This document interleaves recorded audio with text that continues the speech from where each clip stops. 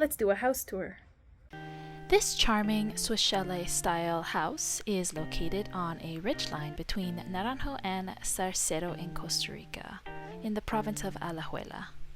We found it on Airbnb and we've been living there for about a month now. It is adorable. Here, when you come in, on the left, you have the living room.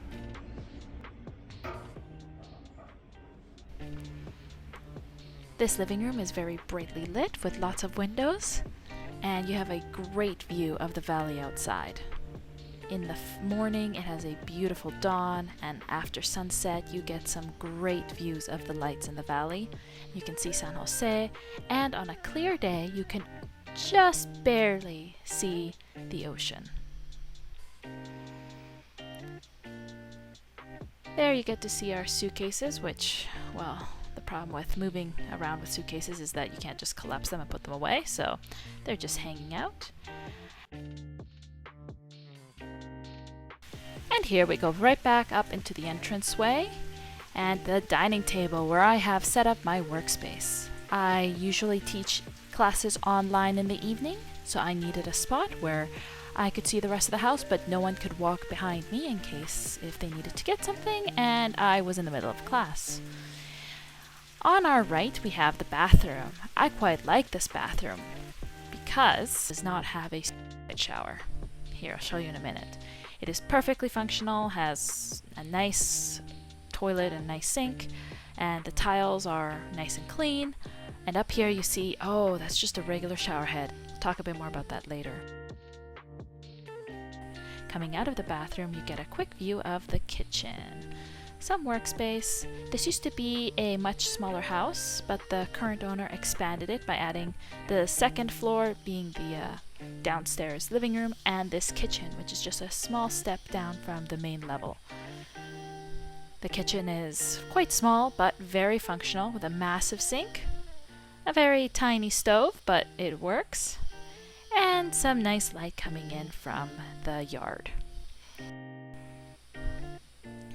I've always wanted a set of spiral staircases in my house ever since I was a kid, but I think this is one of those things that just look better than they actually are. In real life, spiral staircases are a nightmare, and I've changed my mind on that. I no longer want one.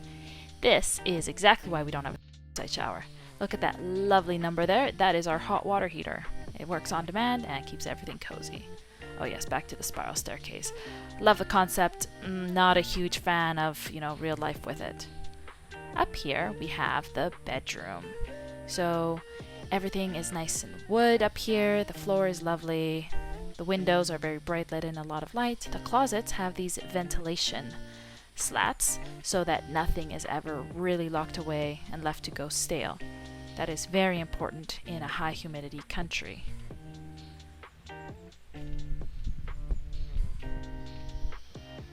And look at this tripping hazard. Try going down these stairs in the middle of the night. Not my favorite thing to do, but luckily there are a lot of railings and a hole in the middle of the pole, which I assume is where the spiders live. Here outside, we have a lovely, cute little private yard. The current owner wants to expand to build like a little porch area here on the top level of the yard so that you can have barbecues outside, and I hope she does that. I think it's a great little space. But really what matters to me is the view. It's gorgeous, isn't it? This is just after a rain in the evening, and you get such a nice effect with the clouds and the sunset. It's beautiful.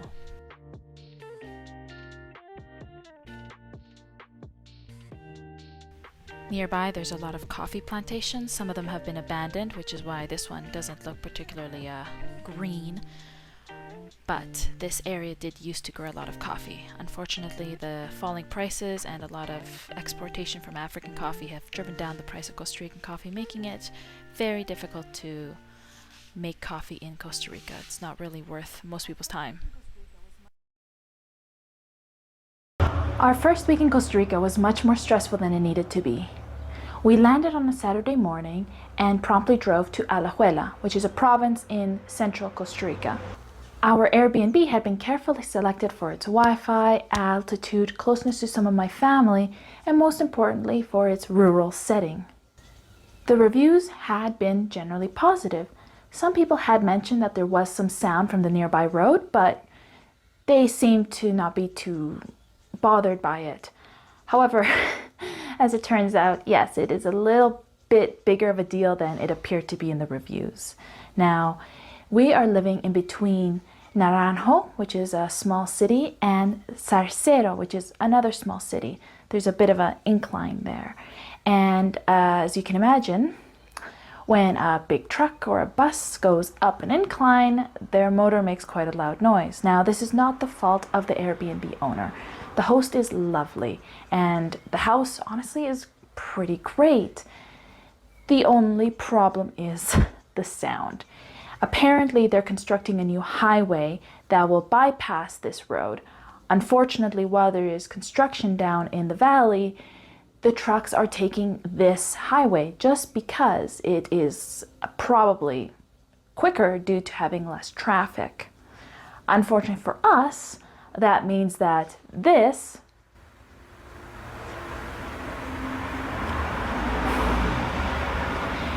is a sound that we hear a lot. Here on this house, we have the living space on the first floor and the sleeping space on the second floor. Perhaps noise wouldn't be such a problem if we were in the red house where everything is on the main floor, just because of the fact that the second floor is on street level with the road. And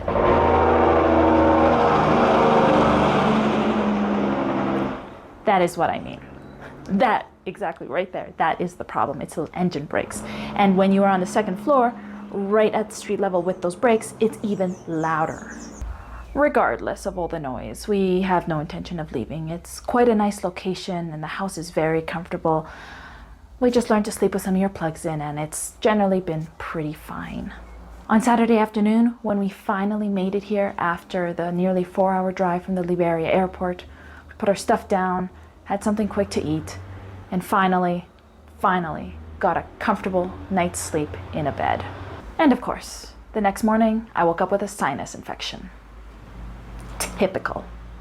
On Monday morning, we braved San Jose traffic, ran a whole bunch of errands, and finally made our way down to the immigration building in the downtown core. Now, we had all our papers in hand. These things had gone back and forth between us and the provincial and federal governments of Canada, getting apostilled and all sorts of things. So they had taken quite a long time to accumulate. Finally, we had them all ready, and we just walked in there with our papers in hand, ready to go, only to be told that all our documents were expired. Now, that was a bit of a shock to us. It had been clearly said on the website that documents could be up to 6 months old, and everything we had was under that age, but the lady there said quite clearly, no, these are all expired, they're over 3 months old, and we were quite confused.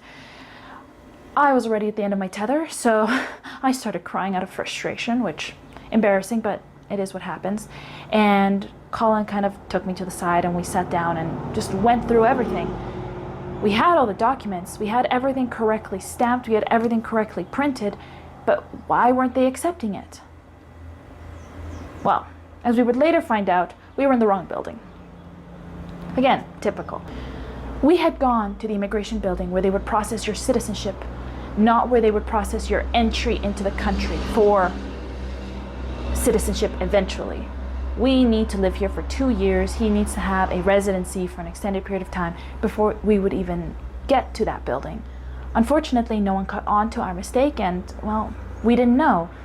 So we packed our bags, made our way back to the car, and drove the nearly 2 hours back to our Airbnb. This was a very frustrating experience, but doubtless one that's going to be repeated dozens of times.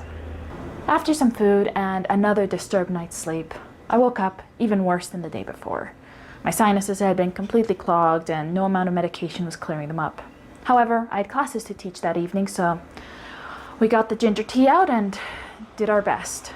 Wednesday was lost to a mild fever, but Thursday I woke up feeling just a little bit better, and finally I could revisit the documentations and things that had gone wrong on Monday. Once again, we began to tackle the problem of migration, and Collin discovered yet another problem. Somehow, between the stress of the move and getting the papers together, we had forgotten to book a fingerprint appointment. As part of the immigration process, he has to go to the police station and get all his fingerprints done. That had completely slipped our minds, and when we checked that morning to see when we could book it, they were booking out till August. This was early May. This was not going to work. We needed those fingerprints sooner rather than later because our other documents would expire by August, and then we'd really be in a pickle.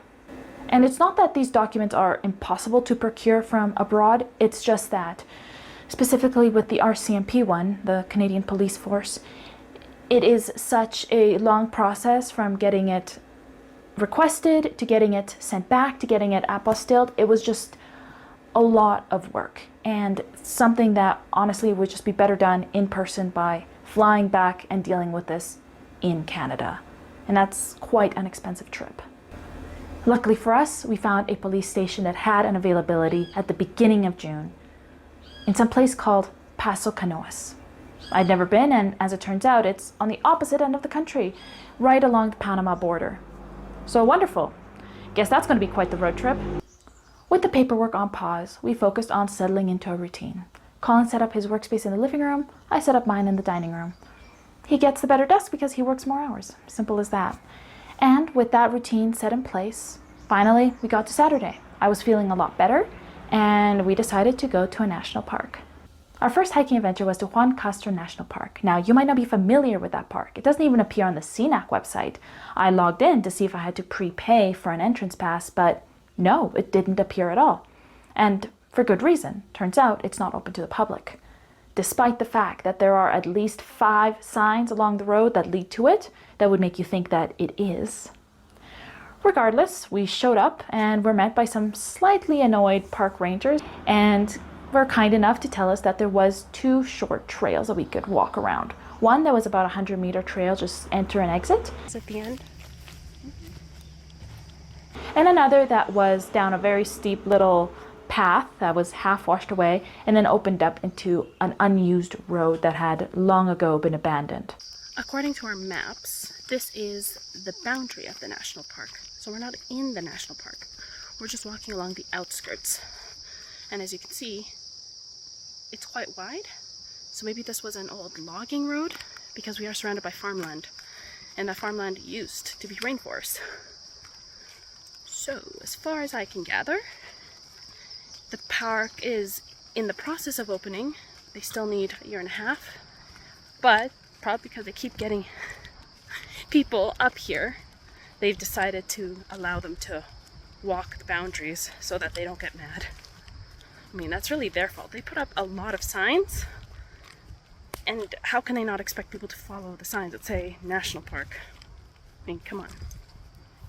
His co-worker, the other park ranger, informed us that the park was meant to open in late 2027, but honestly I'm not sure to what capacity, because the road we took up was not meant for heavy traffic, and the spot where we parked only had parking for maybe 2 or 3 cars, and it didn't seem any obvious development in the area. It is quite a large park, so maybe there is another entrance, but I have absolutely no information on that, and I guess just keep an eye out on the CNAC website to see what happens there. And this is where the 2 most enthusiastic tour guides I've ever met came into the picture. Luna and Mowgli met us right there with their owners, and they were more than happy to show us around the short trails. Mowgli seemed convinced that Luna was trying to steal her spotlight, so she kept nipping at her, trying to get her to turn around, but we encouraged the both of them to join us and tried to keep Mowgli distracted so that she would leave poor Luna alone. We didn't quite have the time nor the setup to go exploring the road to the very end, but we kept going until the dogs started whining, and at that point we figured, well, looks like they're at the edge of their comfort, we might as well turn around now before we run into something like a puma. We made our way back to the car and said goodbye to our wonderful tour guides. One of the rangers had mentioned that there was a private reserve called Monte Sagrado, or Sacred Mountain, that they recommended us to visit, and that's exactly where we set the GPS to go. A few years ago, a private company had purchased this plot of land at the top of a mountain to be used as a nature preserve. Before, it had been used as a farm for cows, but now it was in the process of reforestation. There was a tiny little bit of old growth forest, sometimes in the ravines, but most of it was new growth. We parked, we paid our entrance fee, and then we looked at a very deceptive map. Why they made their long trails look short and their short trails look long, I don't know. I assume it was specifically to annoy me. We started up the hillside just as it was beginning to sprinkle, and before we knew it, it was a full-on downpour. Luckily, we had packed for this kind of weather, and we pulled out our umbrellas and kept on trekking along. Guess who's happy they remembered to bring their umbrella? As it turns out, if you visit a rainforest, you can expect to get rained on. Who'd have thought? One of our co-tourists seemed to have given up entirely on keeping dry and was just doing the hike in his sandals, his very wet t-shirt, and his absolutely soaked shorts. Honestly, good for him. I was not in the best of shape due to having just left Canada at the very end of winter, where I had really done not a lot of physical activity. So this trail was pretty exhausting for me, and when we made it back to the car at the halfway point, just to have a quick lunch, I was pretty close to done. But I got a bit of a second wind getting some food into me, and I looked at the map and thought, you know what, this red trail looks fine. I'm sure it can't be that bad. It looks like it goes down, it's pretty smooth. Oh, and there's a nice big tree at the base of it. Sure, we can do that. My mistake. No, as it turns out that yes, the first half of it, which is surprisingly short, did seem pretty easy and was fairly straightforward. Just a slow, gentle descent to see this lovely tree. However, the way back was all stairs, just non-stop stairs that went straight up the side of this mountain, and whew, was I feeling it by the end. I love hiking so much. It's so much fun. I absolutely hated my life for those last 30 minutes, but we survived. We managed to not get engulfed by the creepy little caterpillars. We didn't get eaten by any of the giant centipedes, and somehow I even survived the evil, evil stairs. After that hike, I slept like a baby. The entire house around us could have crumbled, and I would not have noticed, so none of the traffic noise bothered me at all. And that was our first week in Costa Rica. Now, please do tell me if you know what those little centipede worm things were, because I was pretty sure they were going to morph into a humanoid shape and call themselves Venom.